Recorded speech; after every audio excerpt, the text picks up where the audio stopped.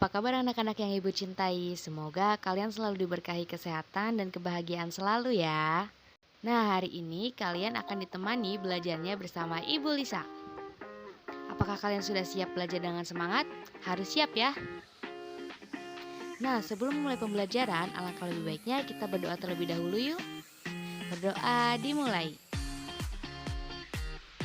Berdoa selesai. Nah, sebelum belajar, Ibu ingin mengingatkan nih bahwa di masa pandemi kita harus rajin melaksanakan kebiasaan 5M. Apa aja sih 5M itu? Yaitu memakai masker, mencuci tangan dengan air mengalir, menjaga jarak, menghindari kerumunan, dan mengurangi mobilitas. Nah, langsung saja yuk kita mulai pembelajarannya dengan tema 8 subtema 3 dengan mata pelajaran IPS, Bahasa Indonesia, dan juga PPKN.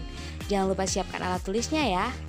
Nah, untuk pembahasan pertama yaitu mengenai mata pelajaran IPS mengenai keberagaman kegiatan ekonomi di Indonesia.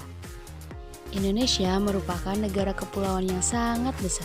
Hal ini yang mengakibatkan Indonesia memiliki banyak sumber daya alam yang melimpah dan juga masyarakatnya pun heterogen atau beragam. Salah satunya adalah keberagaman dalam bidang ekonomi. Masyarakat Indonesia sendiri memiliki beragam kegiatan ekonomi, baik dalam bidang jasa, administrasi, maupun pengelolaan sumber daya alamnya sendiri. Dilihat dari keberagaman Indonesia sendiri, Indonesia adalah negara yang kaya akan sumber daya alam. Hal ini pula yang mempengaruhi keberagaman dari kegiatan ekonomi pada masyarakat Indonesia. Seperti apa sih contohnya? Yuk kita simak penjelasannya. Yang pertama adalah bidang pertanian. Pada kegiatan bidang ini akan menghasilkan hasil pertanian seperti padi, kacang-kacangan, rempah-rempah, dan tentunya masih banyak lagi. Bidang yang kedua adalah bidang peternakan. Hasil dari kegiatan bidang ekonomi ini menghasilkan hasil ternak seperti ikan, unggas, dan juga sapi. Selanjutnya adalah bidang pertambangan. Hasil dari kegiatan ekonomi ini akan menghasilkan seperti emas, batu bara, dan juga perak. Yang selanjutnya adalah kegiatan ekonomi dalam bidang jasa. Ada beberapa kegiatan yang termasuk ke dalam kegiatan ekonomi dalam bidang jasa seperti montir, tukang kurir, dan juga guru. Dan tentunya masih banyak ya kegiatan ekonomi yang lainnya. Contohnya saja seperti dalam bidang kelautan, dalam bidang kehutanan, dan dalam bidang kerajinan. Secara umum, kegiatan ekonomi itu dibagi menjadi 3 kegiatan. Kegiatan yang pertama adalah kegiatan produksi. Dalam kegiatan ini merupakan proses pembuatan atau proses untuk mengeluarkan hasil tertentu.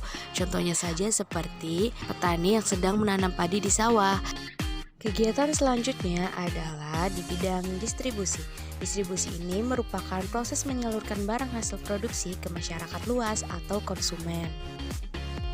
Contohnya saja kurir paket yang sedang mengantarkan barang dari rumah produksi kepada konsumen yang memesannya. Nah, kegiatan yang terakhir adalah kegiatan konsumsi, yaitu kegiatan di mana kita menggunakan hasil produk dari kegiatan produksi di awal. Contohnya saja seperti kita saat membeli barang-barang di warung atau toko yang lainnya. Hal ini merupakan kegiatan konsumsi dan orang yang melakukan kegiatan ini dinamakan sebagai konsumen. Nah, selanjutnya adalah mata pelajaran Bahasa Indonesia dengan materi cara menuliskan cerita fiksi. Simak penjelasan berikut ini ya. Cerita fiksi atau dongeng merupakan karya sastra lama yang berisi cerita luar biasa dan penuh hayalan atau fiksi yang oleh masyarakat umum dianggap sebagai cerita yang tidak benar-benar terjadi, jadi hanya imajinasi belaka. Nah, di sini Ibu sudah menyajikan suatu cerita fiksi nih. Cerita fiksi ini jenisnya adalah dongeng fabel atau dongeng dengan penokohan hewan yang memiliki karakteristik seolah-olah seperti manusia. Nah, cerita di sini itu judulnya Serigala dengan Anak Biri-biri. Nah, bagaimana sih cara menuliskan cerita fiksi dongeng ini? Nah, coba kita simak ya. Tahapan pertama ketika kita ingin menuliskan sebuah cerita fiksi atau dongeng adalah menentukan judul atau menuliskan judul. Judul itu biasanya terletak di paling atas ya. Nah, kemudian setelah kita menuliskan judul, kita harus menuliskan pendahuluan. Pendahuluan itu seperti apa sih? Nah, seperti di cerita ini, pendahuluan itu terletak pada paragraf pertama, yaitu pada suatu hari seekor anak biri-biri sedang merangkut makanan dengan sekawanan biri-biri yang lainnya. Nah, biasanya pendahuluan ini disertakan kalimat tersebut ya, pada suatu hari, pada hari yang cerah, atau pada suatu malam gitu. Itu ciri-ciri dari pendahuluan. Nah, kemudian tahap selanjutnya itu setelah menuliskan judul dan menuliskan pendahuluan, kita harus menuliskan isi dari cerita tersebut. Nah, pada cerita Serigala dengan Anak Biri-Biri ini menceritakan anak biri-biri yang sedang memakan rumput ya di ladang rumput. Kemudian ada seekor serigala yang menghampirinya dan hendak memakan anak biri-biri tersebut. Jadi itu adalah isi dari cerita tersebut. Nah, untuk yang terakhir itu adalah kita harus menuliskan penutup atau akhir dari cerita tersebut, dan biasanya kita harus menyertakan juga pesan-pesan moral yang ada dalam cerita tersebut. Nah, bisa nih anak-anak di rumah kalau misalkan ada ide untuk membuat sebuah dongeng, bisa ditulis dengan struktur seperti ini ya. Jadi awalnya judul, kemudian pendahuluan, isi, penutup, dan amanat. Ketika kita menuliskan dongeng, selain kita harus menuruti cara penulisannya atau sistematika urutan penulisannya, kita juga harus menentukan nih, ada beberapa unsur yang harus kita tentukan sebelum membuat dongeng. Yang pertama itu ada tema. Nah, kita sebelum menuliskan ceritanya, kita harus tahu dulu tema yang akan kita angkat apa. Misalkan tema tentang persahabatan. Nah, kemudian ada latar. Latar di sini ada latar waktu, ada latar tempat. Misalkan pada siang hari di sebuah bukit. Jadi latarnya itu di bukit, latar tempatnya itu di bukit, dan latar waktunya itu pada siang hari. Kemudian ada tokoh. Tokohnya siapa? Misalkan kalau dongeng fabel, tokohnya mau kancil dan buaya atau biri-biri dengan anjing. Nah, seperti itu. Kemudian penokohan. Penokohan ini seperti watak, karakteristik, fisik. Misalkan biri-biri yang gendut dan juga baik, atau buaya yang ganas. Jadi seperti itu ya penokohan tuh. Nah, kemudian ada sudut pandang. Kita mau membuat cerita dengan sudut pandang apa? Sudut pandang orang pertama, atau orang kedua, atau orang ketiga. Nah, seperti itu ya. Nah, kemudian yang terakhir itu ada majas. Majas itu pemilihan kata ya, atau pengandaiannya gitu ya. Kemudian yang terakhir itu ada amanat. Nah, di saat kita membuat dongeng harus ada amanat yang kita sisipkan. Jadi setiap cerita yang kita bawakan atau yang kita tuliskan harus ada pesan-pesan moral untuk yang membacanya. Jadi seperti itu, ketika kita harus menuliskan dongeng, kita harus memperhatikan yang pertama itu urutan penulisannya, dan yang kedua itu adalah unsur-unsur di dalam cerita dongeng tersebut. Nah, sekarang kita berlanjut ke pembahasan yang terakhir, yaitu PPKN, mengenai cara menghadapi keberagaman karakteristik individu. Sebelumnya, simak cerita berikut ini ya. Wah, tinggal soal terakhir nih. 6 dikalikan 5 sama dengan 30. Dikalikan 4 sama dengan 120.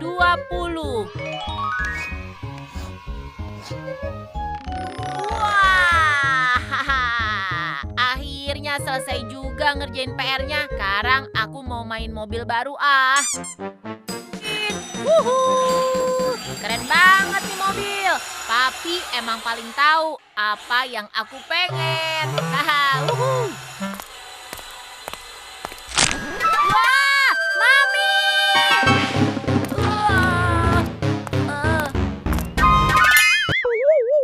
Aduh, Mami. Kenapa diinjak mobilnya, Mami? Aduh, maaf ya Tom, Mami nggak sengaja. Maaf ya sayang. Mami gimana sih? Masa nggak lihat ada mobil-mobilan aku di sini? Untung aja mobilnya nggak rusak. Cuma tiang benderanya aja yang patah. Ya, habisnya kamu mainnya sembarangan. Semua kamu pakai jadi lintasan mobil-mobilan. Mami kan juga mau lewat. Kalau mobilmu keinjek, kenapa kamu malah menyalahin Mami? Salah kamu, Tommy. Ya, maaf Mi. Main di ruang tengah aja sana. Jangan semua ruangan jadi tempat main kamu. Iya Mi. Haus banget nih. Mau ambil minum dulu .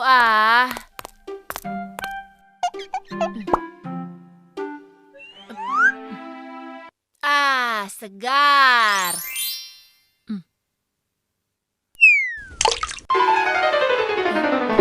Wah, aduh, gawat, bisa diomelin Mami.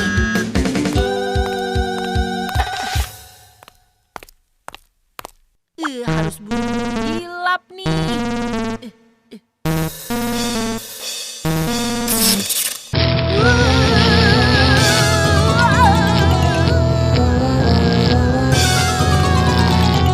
Tommy, Mami sudah selesai masak.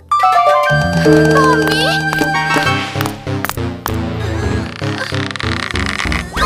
Astagfirullahaladzim. Mi, tadi aku kenapa? Tiba-tiba gemetar, Mi. Kayak gerak sendiri. Kamu kesetrum, Tommy. Kesetrum. Lagian ngapain kamu main dekat stop kontak, Tommy?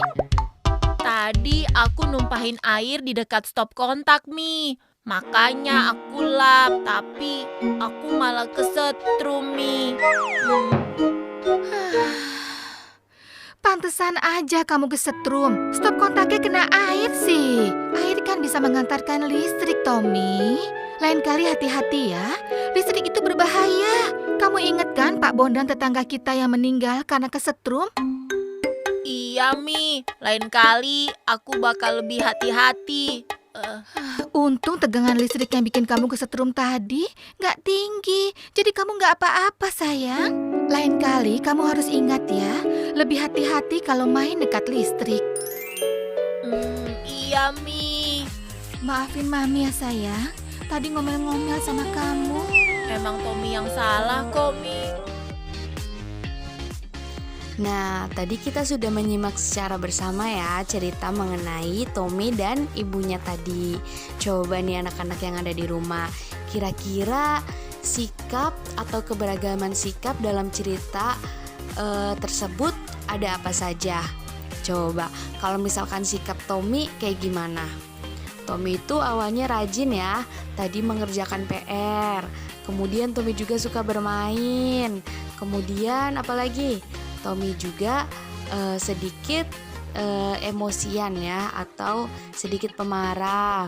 Tetapi Tommy juga orangnya rendah hati karena dia mengetahui kesalahannya dan mengakui kesalahannya ya. Kemudian tadi sikap ibu gimana? Kan di situ ada karakter ibu. Nah, ibu itu sikapnya tadi apa? Tegas ya. Tetapi di balik ketegasan dari seorang ibu ini, ibu juga sangat perhatian dan sayang kepada anaknya, yaitu Tommy. Nah, anak-anak yang ada di rumah, dari cerita tadi kita mengetahui nih bahwa setiap orang, setiap individu memiliki sikap dan karakteristik yang sangat berbeda, yang sangat beragam ya, karena setiap individu itu unik. Nah, maka dari itu kita juga dalam menghadapi perbedaan dari sikap orang lain kepada kita, kita harus menanggapinya secara positif. Seperti tadi, Tommy memiliki sifat yang ceroboh, tetapi ibu menghadapi sikap Tommy yang ceroboh itu dengan kasih sayang ya. Jadi ibu itu tidak selalu menyalahkan Tommy, tidak selalu marah kepada Tommy, tetapi ibu juga menasehati dengan secara tegas sebagai bentuk kasih sayang. Jadi kita juga sama, misalkan ada teman kita yang melakukan kesalahan atau memiliki sikap yang kurang baik, kita harus menasehatinya, bukan malah marah-marah ya atau berantem. Jadi kita harus saling mengingatkan dan saling menghargai perbedaan itu. Dan juga kita harus saling berbagi kasih sayang. Jadi seperti itu. Nah, mungkin begitu saja untuk pembelajaran hari ini. Kurang lebihnya Ibu mohon maaf. Wassalamualaikum warahmatullahi wabarakatuh. Sampai jumpa lagi.